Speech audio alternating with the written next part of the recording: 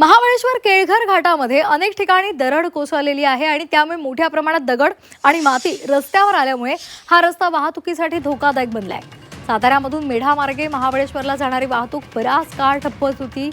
मात्र बांधकाम विभागानं दरड हटवण्याचं काम सुरू केलंय। एकेरी वाहतूक सध्या सुरू झालेली आहे। तरी ही दृश्य हा रस्ता वाहतुकीसाठी धोकादायक बनलेला आहे, कारण दरड कोसळलेली होती, तिथले दगड आणि मातीचा ढीग हा रस्त्यावर होता। सध्या ही दरड बाजूला करण्यात आली आणि एकेरी वाहतूक सुरू करण्यात आली आहे। याचा आढावा घेतला आमचे प्रतिनिधी तुषार तपासे यांनी। पाहूयात।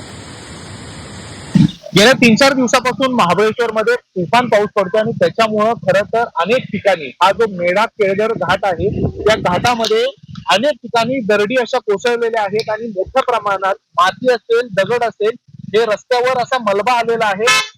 प्रत्येक ठिकाणी या ठिकाणी येऊन पीडब्ल्यूडीचे अधिकारी असतील ते या ठिकाणी येऊन हा मलबा काढतायत, जेसीबीच्या साह्याने हा मलबा काढतायत। मात्र धोकादायक बनलेला आहे हा घाट आणि या धोकादायक घाटातूनच खरं तर प्रवाशांना प्रवास करावा लागतोय। आता एकेरी वाहतूक या ठिकाणी आपल्याला सुरू केल्याचं आपल्याला पाहायला मिळतंय। मात्र असं असलं तरी अनेक ठिकाणी छोटे मोठे नाही, बऱ्याच ठिकाणी अनेक दगडी हे घाटामध्ये रस्त्यावर आलेले आहे, त्यामुळं हा घाट आता धोकादायक बनलेला आहे असंच एकूण चित्र पाहायला मिळतंय। मात्र असं असलं तरी प्रशासनाच्या वतीनं आता हे या ठिकाणी जो मलबा काढण्याचं काम आता सध्या सुरू आहे।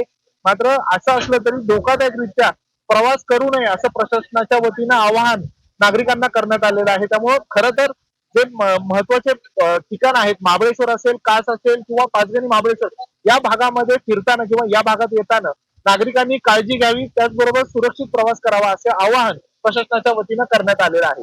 तुषार तपासे, झी मीडिया, मेढा, सातारा।